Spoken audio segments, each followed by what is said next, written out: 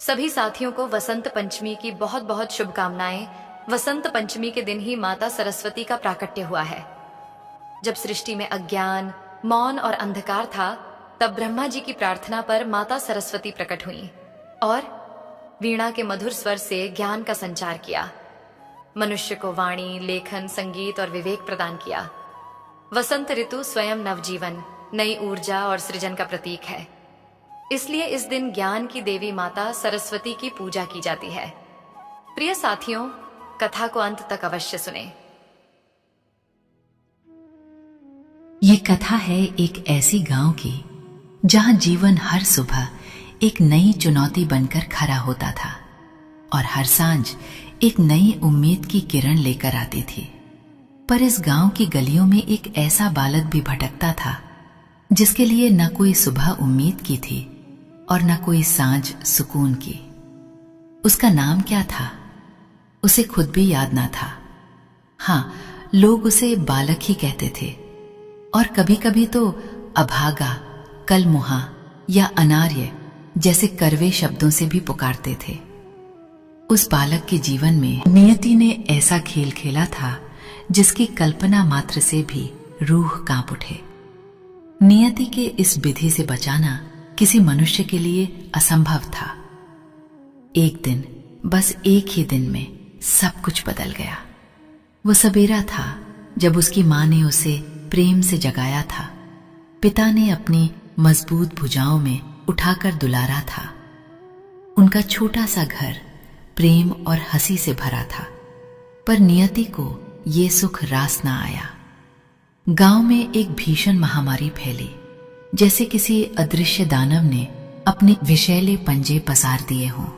एक के बाद एक घर सूने होते गए। बालक को याद है कैसे उसकी मां की आंखों की चमक धीरे धीरे बुझती चली गई।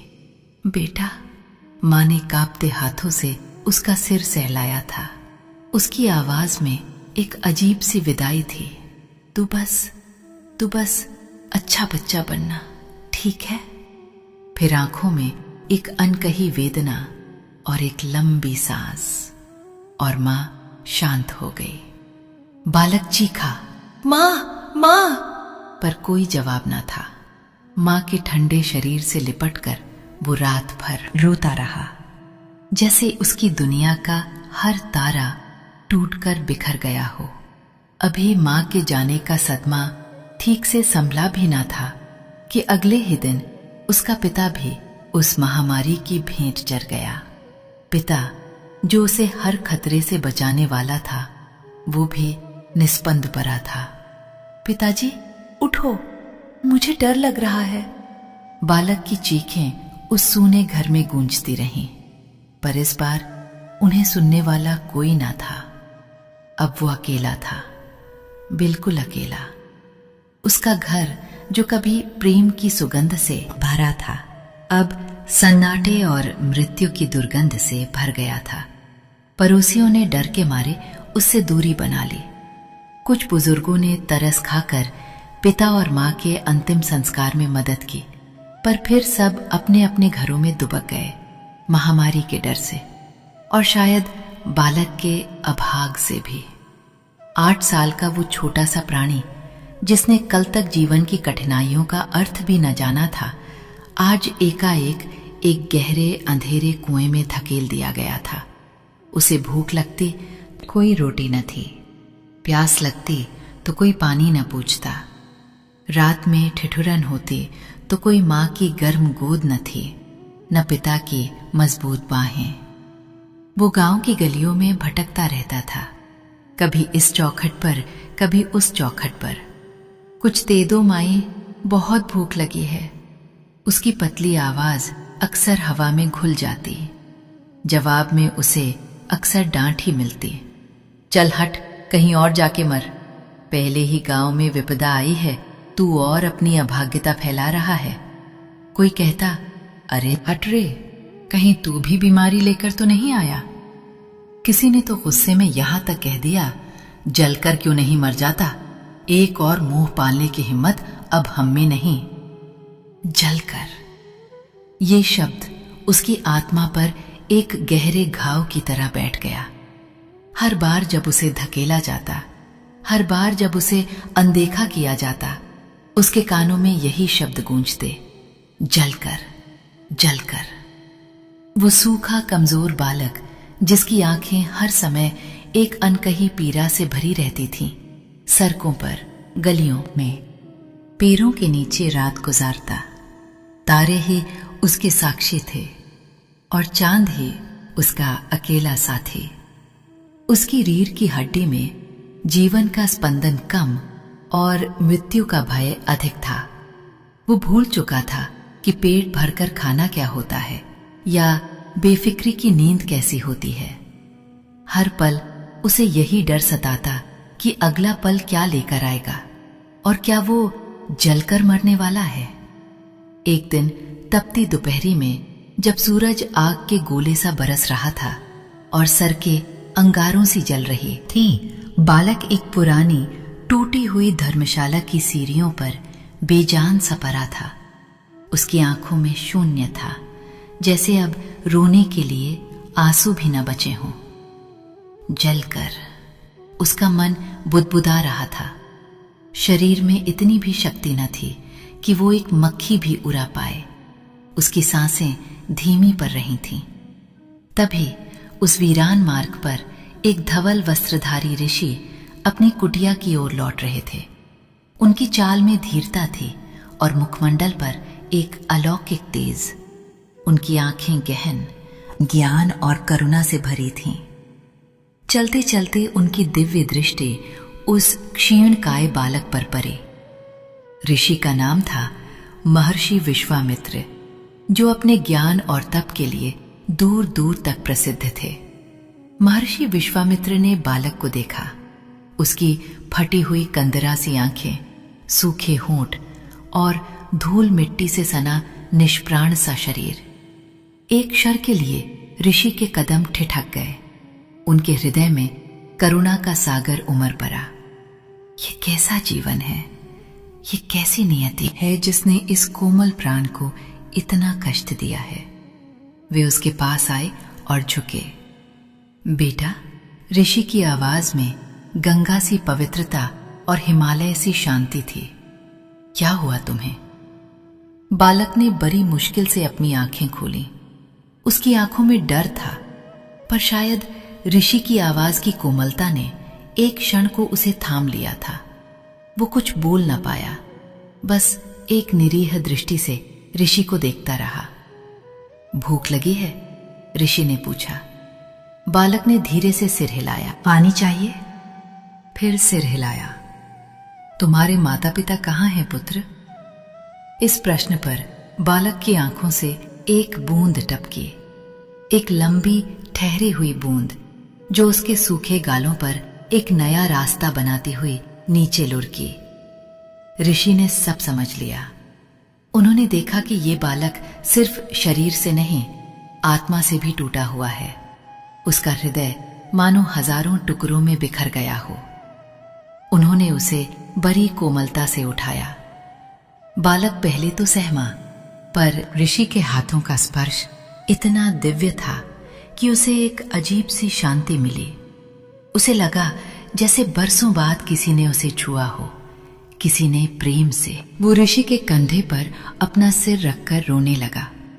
इस बार भय के नहीं, बल्कि एक अनजाने सुकून के आंसू थे। महर्षि विश्वामित्र उसे अपने गुरुकुल ले गए। गुरुकुल, जो गांव से कुछ दूर नदी के किनारे शांत वातावरण में स्थित था। वहां पेड़ों की छाया थी, फूलों की खुशबू थी और वैदिक मंत्रों की गूंज थी। ये बालक के लिए एक बिल्कुल नई दुनिया थी। गुरुकुल में आते ही ऋषि ने बालक को स्नान करवाया, उसे स्वच्छ वस्त्र दिए और अपने हाथों से भोजन कराया। बालक ने इतने प्रेम से भोजन कभी न किया था। एक ही बार में भरपेट खाकर वर्षों बाद उसे गहरी नींद आई।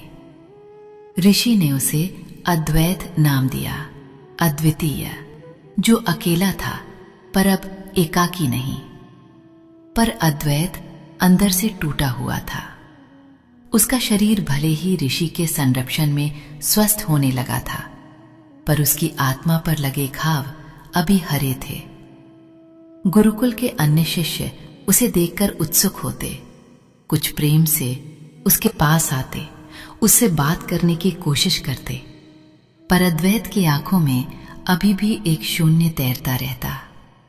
वो किसी से बात नहीं करता, किसी खेल में शामिल नहीं होता।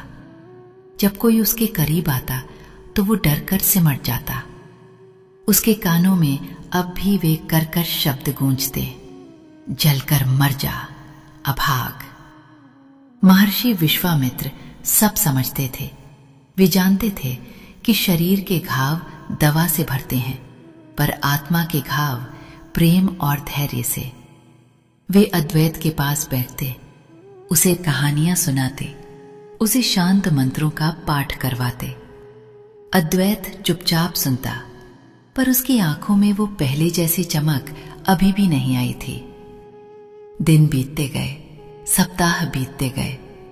अद्वैत गुरुकुल के जीवन से थोड़ा परिचित तो हो गया था, पर घुल मिल नहीं पाया था। वो रोज सुबह गुरुजनों के साथ भोर की प्रार्थना में बैठता, संध्याकालीन आरती में भी शामिल होता, पर उसका मन कहीं और ही भटकता रहता। उसे अपनी मां की याद आती, पिता की याद आती। उसे लगता वो यहां है, पर उसका अपना कोई नहीं। वो अनाथ ही है। अनाथ, ये शब्द उसके दिल में एक तीखे कांटे सा चुभता था। ऋषि उसे कभी कभी अपनी गोद में लेते, उसका सिर सहलाते। अद्वैत, वे कहते, तुम अकेले नहीं हो। ये पूरा गुरुकुल, ये प्रकृति, ये परमात्मा, सब तुम्हारे अपने हैं। पर अद्वैत की आंखों में प्रश्न था, अपना? कौन अपना? मेरे तो माता पिता भी चले गए। वो अक्सर नदी किनारे जाकर बैठा जाता और घंटों बहती धारा को देखता रहता। उसे लगता जैसे उसकी जिंदगी भी इसी धारा की तरह बहती जा रही है, बिना किसी किनारे के, बिना किसी दिशा के। एक गहरी उदासी उसे हर पल घेरे रहती। समय ने अपनी चाल चली। पतझड़ के सूखे पत्तों के बाद प्रकृति ने एक नई करवट ली। वसंत ऋतु का आगमन हुआ। पेड़ों पर नई कोपलें फूटने लगीं। फूलों ने अपनी सुगंध बिखेरना शुरू कर दिया। पक्षियों का कलरव गुरुकुल के वातावरण में एक नई ऊर्जा भर रहा था। और फिर आया वसंत पंचमी का पावन पर्व। ये विद्या की देवी, ज्ञान की अधिष्ठात्री मां सरस्वती के पूजन का दिन था। गुरुकुल में विशेष तैयारियां थीं। आश्रम को फूलों और आम के पत्तों से सजाया गया था। शिष्यों के चेहरों पर एक नई चमक थी। सभी उत्साहित थे। सुबह से ही गुरुकुल में चहल पहल थी। ऋषि और अन्य आचार्यगण पूजा की व्यवस्था कर रहे थे। एक सुंदर मंडप सजाया गया था, जहां मां सरस्वती की श्वेत प्रतिमा स्थापित की गई थी। प्रतिमा इतनी जीवंत लग रही थी मानो अभी बोल उठेगी। अद्वैत भी वहां बैठा था अन्य शिष्यों के साथ। उसने देखा कैसे सभी शिष्य एक दूसरे से प्रेम से बात कर रहे थे, अपनी माताओं द्वारा भेजे गए प्रसाद की चर्चा कर रहे थे। मां, ये शब्द उसके हृदय में एक कसक पैदा कर गया। उसकी मां तो अब नहीं थी। पूजा का समय हुआ। महर्षि विश्वामित्र ने वैदिक मंत्रों का उच्चारण शुरू किया। सभी शिष्य हाथ जोड़ कर बैठे थे। धीरे धीरे गुरुकुल का वातावरण मां सरस्वती की स्तुति से गूंज उठा। या कुंदेन्दु तुषार हार धवला, या शुभ्र वस्त्र वृता। सभी शिष्य एक स्वर में मां सरस्वती की वंदना कर रहे थे। अद्वैत चुपचाप आंखें मूंदे बैठा था। मंत्रों की ध्वनि, धूप की सुगंध, दीपकों का प्रकाश, सब मिलकर एक अद्भुत आध्यात्मिक ऊर्जा का निर्माण कर रहे थे। जैसे जैसे वंदना आगे बढ़ रही थी, अद्वैत के भीतर कुछ पिघल रहा था। उसके भीतर की जो अंधेरी गुफा थी, जहां भय और निराशा का राज था, वहां आज एक छोटी सी लौ जगमगा उठी थी। या देवी सर्वभूतेषु विद्या रूपेण संस्थिता नमस्तस्ये नमस्तस्ये नमस्तस्ये नमो नमः। ये मंत्र, हे देवी जो सभी प्राणियों में विद्या के रूप में स्थित है, उन्हें हमारा बार बार नमस्कार है। अद्वैत के कानों में अमृत सा घुल रहा था। उसे लगा जैसे कोई अदृश्य शक्ति उसके हृदय को छू रही हो। अचानक एक पल ऐसा आया जब सभी शिष्यों ने एक साथ पूरी भक्ति से गाया, हे मां वर दे, ज्ञान दे, सद्बुद्धि दे। इस मां शब्द पर अद्वैत के भीतर का बांध टूट गया।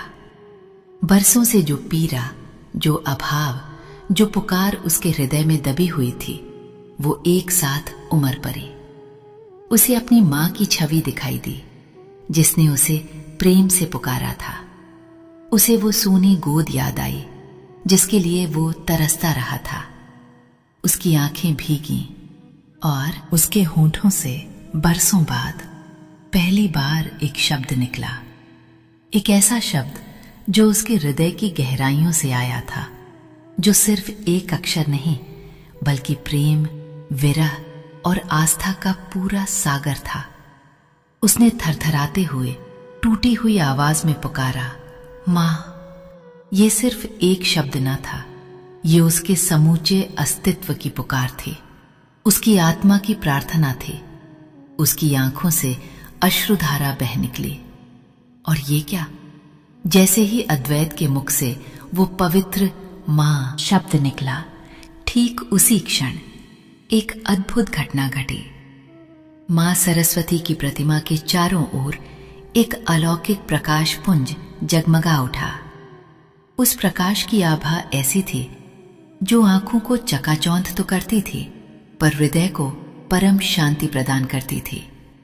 उस प्रकाश के बीच साक्षात मां सरस्वती प्रकट हुई, श्वेत वस्त्रों में लिपटी, हाथ में वीणा धारण किए, मंद मंद मुस्कुराती हुई। वे इतनी दिव्य और सुंदर लग रही थीं कि गुरुकुल का हर प्राणी अचंभित रह गया। उनकी आंखों में असीम करुणा थी और उनके मुखमंडल से जैसे अमृत बरस रहा था।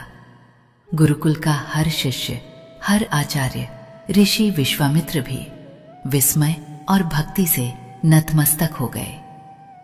मां सरस्वती ने अद्वैत की ओर देखा।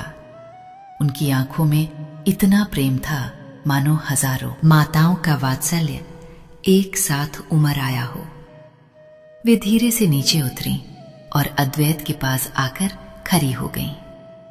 बालक अद्वैत भय और असीम श्रद्धा से कांप रहा था। उसे विश्वास नहीं हो रहा था कि ये सब सच है। मां सरस्वती ने अपने कोमल हाथों से अद्वैत को उठाया, उसे अपनी गोद में लिया और अपने हृदय से लगा लिया। उस स्पर्श में अद्वैत ने अपनी मां का, अपने पिता का और न जाने कितने जन्मों के प्रेम का अनुभव किया। उसके भीतर का हर घाव भरने लगा, हर डर दूर होने लगा। उसे लगा जैसे वो एक ऐसे शून्य से निकला है जहां उसे कोई नहीं पहचानता था, और अब वो एक ऐसी गोद में है जहां उसे संपूर्णता प्राप्त हुई है। मां सरस्वती ने प्रेम से उसके सिर पर हाथ फेरा और अपने अमृतवाणी में कहा, आज से तुम अनाथ नहीं हो मेरे पुत्र, मैं तुम्हारी मां हूं। ये पूरा ब्रह्मांड तुम्हारा घर है और ये ज्ञान तुम्हारा परिवार।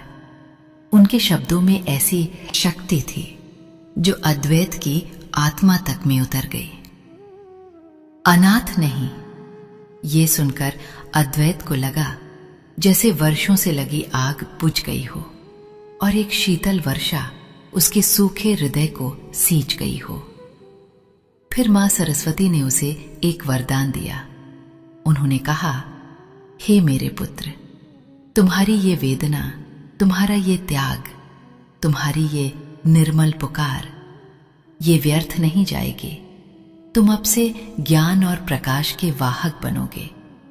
तुम्हारा जीवन दूसरों के अंधकार को दूर करेगा।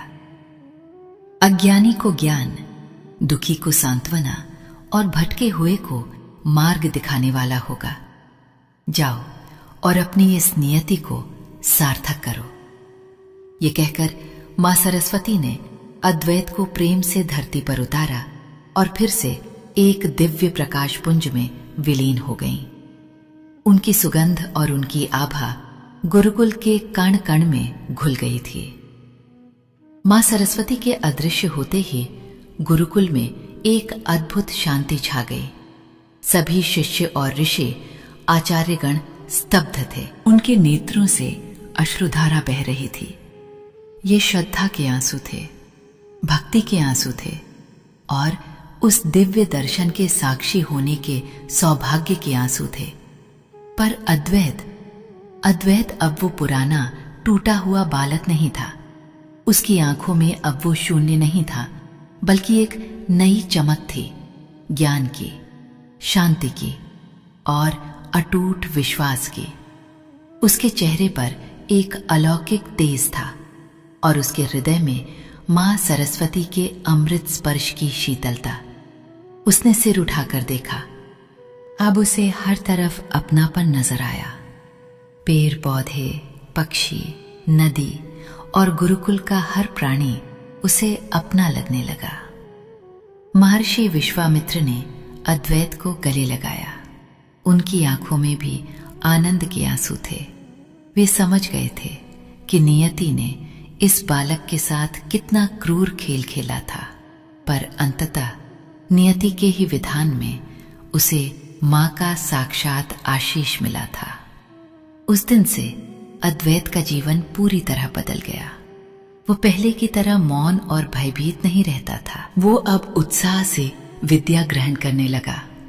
मां सरस्वती के वरदान ने उसे एक नया उद्देश्य दिया था। उसकी बुद्धि इतनी तीव्र हो गई थी कि वो कठिन से कठिन विषय को भी आसानी से समझ लेता। उसकी स्मृति इतनी प्रखर हो गई थी कि वो गुरुजनों द्वारा पढ़ाए गए हर पाठ को याद रख पाता। पर उसकी सबसे बड़ी विशेषता थी उसकी करुणा। उसने जो दुख झेला था वो अब दूसरों के दुख को समझने का माध्यम बन गया था। अद्वैत का जीवन मां सरस्वती के वरदान का जीता जागता प्रमाण बन गया था। उसने अपना पूरा जीवन ज्ञान के प्रसार और लोक कल्याण में समर्पित कर दिया। वो एक महान आचार्य बना। अद्वैत की कथा, एक अनाथ बालक से प्रकाश स्तंभ बनने की कथा हर शिष्य को प्रेरणा देती थी। वो गुरुकुल अब सिर्फ ज्ञान का केंद्र नहीं, बल्कि आस्था, धैर्य और ईश्वर की असीम कृपा का प्रतीक बन गया था। प्रिय साथियों, इस वीडियो में वसंत पंचमी की पावन व्रत कथा यहीं पर समापन होती है।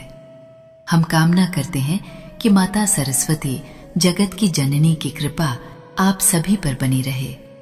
जय मां सरस्वती, जय हो विद्यादानी।